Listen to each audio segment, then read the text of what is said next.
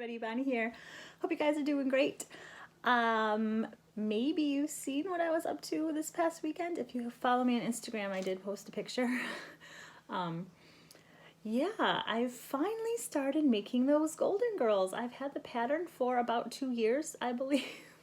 I bought the pattern on Etsy, which it's no longer there. It's by Alice Hoffman of Crafty is Cool.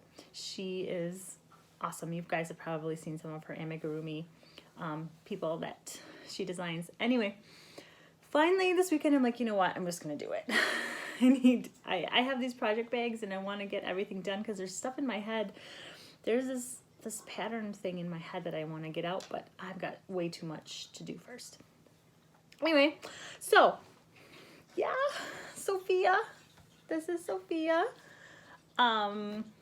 She was not so bad to make crochet wise.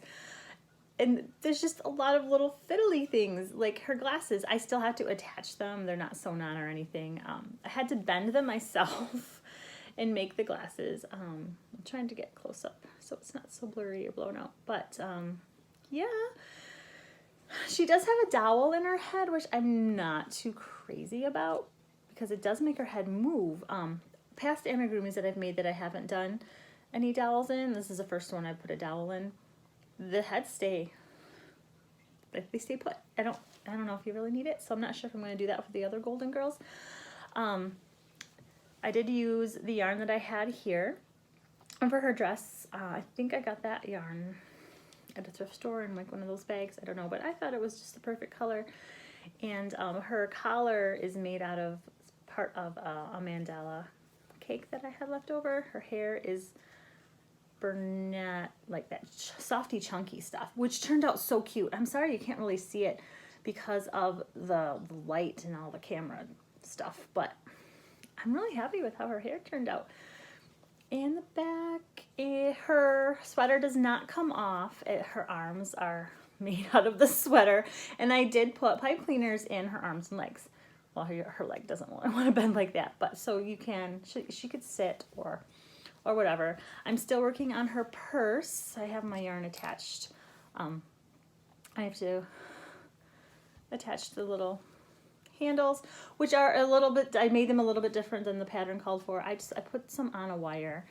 But I can't believe I actually started these. Can you believe it, Rhonda? And, oh my goodness. So Alice Hoffman, the designer, is coming out with a new book. Maybe you guys have seen it. In September. I might be the first. I don't know. I have to pre-order it. And it's the Golden Girls. And it comes with a kit to make Sophia. So I'm going to be making a second set of these, I think. Yeah, I might work on Rose next when I get Sophia done. There's just a few finishing touches. As far as the crochet, doing the pattern and stuff, it's pretty cool. It's just a lot of extras. I'm used to making amigurumis where it's just all yarn and all crochet, or like maybe safety eyes. But it's involved.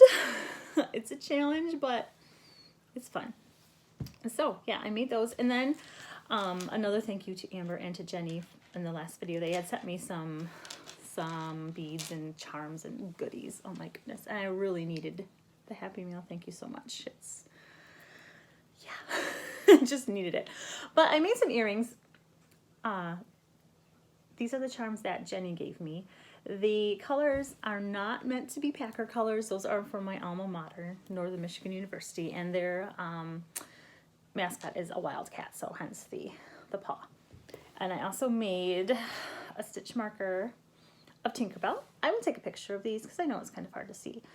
And a bunny. I don't know. I just was really into some purple lately, so I did some purple beads.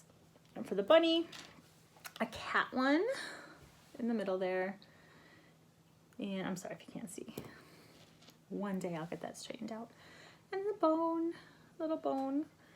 And then Amber had given me some charms too. I made this one. I used purple again. It says 2020 on it. I don't know if that's backwards for you guys.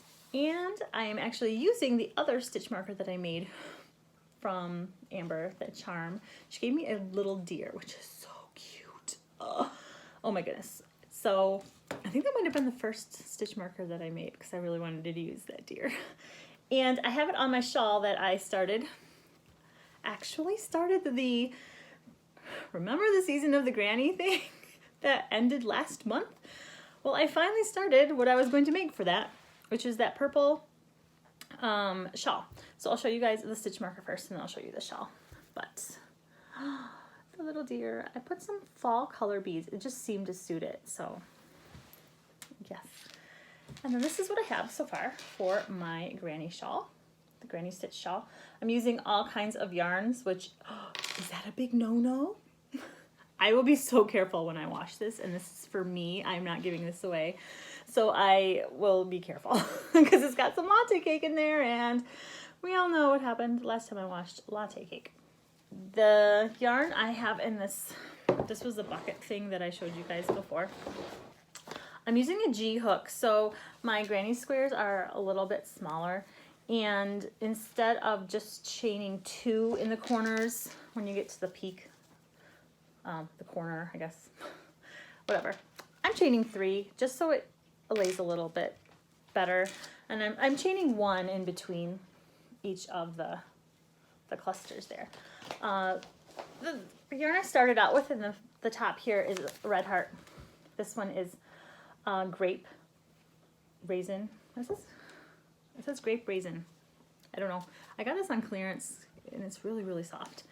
Then this is latte cake, which is I think it's elderberry. I have the trusty handy thing here, and it is elderberry. Elderberry's right here, and then I have just attached, because I had a ball of it left from something that I made. Maybe it was a hat. So I'm just adding the elderberry. This yarn, do you recognize that yarn? That is from the thrift store. It was a small little ball, and I had used that for the pteranodon in the last video. The little dinosaur is made out of that. It's really soft. I'm not sure what kind of yarn it is. It does kind of feel like a Caron Simply Soft. So, and then this Nick had got me for my birthday, I think, or something. I don't know. But it's loops and threads, and this is called Amethyst. It's the alpaca, Lush Alpaca. I've never worked with alpaca before. And since it's a granny, you know, you do the 3 double crochets. Well, because this is such a thick yarn, it calls for, the hook size it calls for is a 9mm, and I'm using like 4mm. I think it's a 4. It's my G. Yeah, it's a 4. So when I was making the clusters, I did put in 3 double crochets, but it was way too fat. So I just have 2 double crochets. I don't know if you can tell that. Just so it would lay flatter. And then this, the girls had picked out for me for, I think, my birthday, which is velvet yarn. This is Chilled Blue, it's called. It's Bernat Blanket, not blanket, Bernat Velvet. It's so soft. I've never washed anything with velvet yarn, so if you guys have any tips on that. I mean, this is probably going to be like hand washed, lay flat to dry only, and hopefully I won't have to wash it very often. I'll try to keep it clean. But it's blue when this is against something blue. Like, okay, Sophia's dress. It kind of gives it blue. But when it's against something purple, it has like a violet color, and this is true to color here. So I added that in there, and I really like the way that's turning out. I do have some other latte cake. This one is plum. I'm not quite sure what purples I'm going to be adding, but that's what I've been up to. So, yay crochet. I'm probably going to work on a little bit of this tonight before I have to go to work, and yeah, another Golden Girl this weekend. Can't believe I actually started those. So I hope you guys are all doing well and finding some joy in these days. Thanks for sticking around. Thank you for watching. See you later. Bye.